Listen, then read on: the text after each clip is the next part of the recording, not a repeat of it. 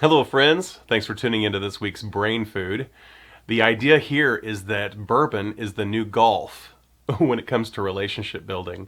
And it has come up so many times over the past months and weeks that I decided, I've been saying this so much, I might as well do a video about it and mark the fact that I came up with the term bourbon is the new golf. So I was doing LinkedIn training for a local bank here in Kansas City recently, a couple weeks ago, and you may notice or have known that on my LinkedIn profile, in my professional headline, I have Bourbon Hunter in my headline. And so during training, one of the things I teach people about is how to do their LinkedIn professional headline and put conversation starters in that professional headline. And so the woman next to me is like, I love bourbon. So before I could even get into the training, there was this huge conversation. There were probably, I don't know, 14 people in the room. And 3 of those people were like, oh, yeah, I love bourbon. And what's your favorite kind? Blah, blah, blah. Ooh, I like rye, not weeded. All this stuff. And it turned into a real live moment of relationship building simply because I'd put the Bourbon Hunter thing in my professional headline.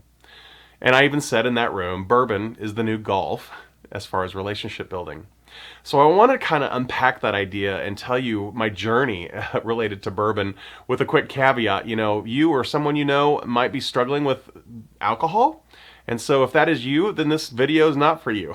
I'm not trying to encourage challenges with addiction to alcohol.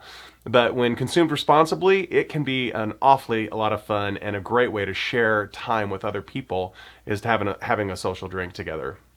And so I wanted to kind of talk about my background there. This all started because of my brother, Mike Terry, who got me involved. He knows this about me. He knows that I have kind of an obsessive compulsive personality.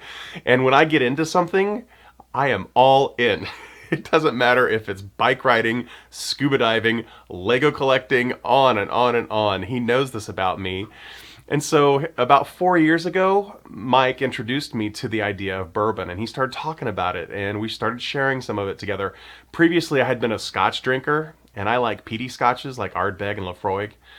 So I was trying bourbon out, and I'm like, hey, yeah, this is pretty good. And we got into it, and we actually ended up going and taking my father with us. So it was my brother and I and my dad. I even did a YouTube video about this a couple years ago.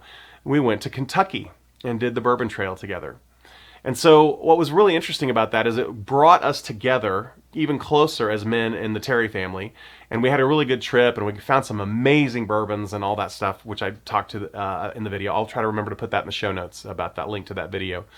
But it was that first moment when I realized the coming together for bourbon and hunting of bourbon, because it's like a little treasure hunt for adults.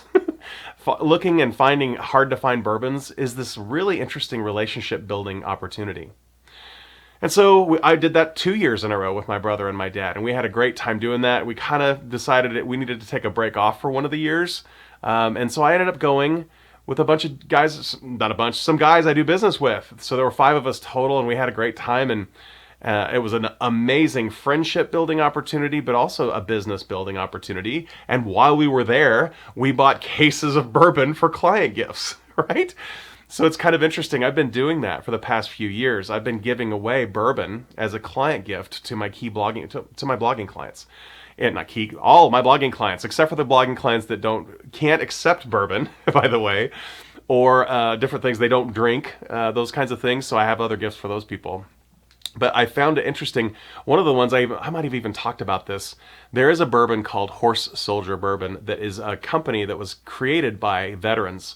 And I mentioned this a long time ago in a blog post or something, but they use steel that they were given from the 9/11 building disaster to mold their bottles. And it's a distillery run by veterans. And so it's called Horse Soldier. And you can get it anywhere in Kansas, Missouri now, and probably many places across the country. And it's actually really, really good stuff. But anyway, I gave that away as client gifts in the year that I had brought them to town. They weren't available locally, and I brought a bunch of that stuff in and gave that to clients the week of 9/11 as a never forget kind of idea to my clients. And so moving on, the idea of the bourbon as client gifts, that's a huge thing, and it's well received. And then it gives you another opportunity to share that moment with your client of having a bourbon.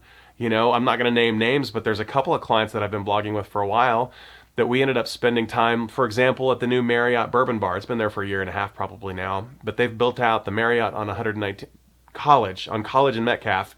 They've built that out, and it's got an amazing bourbon bar on the main floor there of the Marriott. And so I've gotten a deeper relationship with current clients because we've spent time over sharing good bourbons and talking about bourbons and what we like and what we don't like and those kinds of things. So I know this video is a kind of a ramble, but I'm sure you can tell that I'm kind of a fanboy about this whole bourbon thing. It's not because of the alcohol. It's because for a lot of times it is a bunch of men getting together. So for the women watching this, please don't be offended. I know plenty of women that can drink more than me and that like bourbon as much as I do and know more about bourbon than I do. So this isn't that kind of a thing, but I will say a lot of times when men get together, they don't necessarily talk about, it's sometimes hard for men to talk about really vulnerable things or important things in their lives. You know, we'll talk about the weather and mowing and sports and all those other things. And what I've found is that a drink or two will take somebody that might have had a problem sharing some things that were going on in their life, and they're a little just, you know, that it's been oiled, you know, so they're more willing to talk about the stuff that matters. And that is my love language. I love talking with people about things that matter and trying to help them if they need help or just being there to listen. And so bourbon has been one of those things in peer groups of mine and other business situations of mine that has made this difference in how the conversations have gone, and it's been amazing. Last nod to the whole thing about my dad and my brother. You know, we all live here in Kansas City, but there are lots of busy things going on, and so we didn't have a consistent time that we were getting together as men. And I love the fact that this chasing of bourbon and enjoying bourbon together has brought us together. We get together twice a month now, at least, to watch TV or a movie or something and share a couple of bourbons together that we've found recently. And so that we've been doing that for a year and a half, maybe 2 years now, maybe even longer. It's been a while. And so that's been huge for my dad and my brother and I. It's brought us even closer together.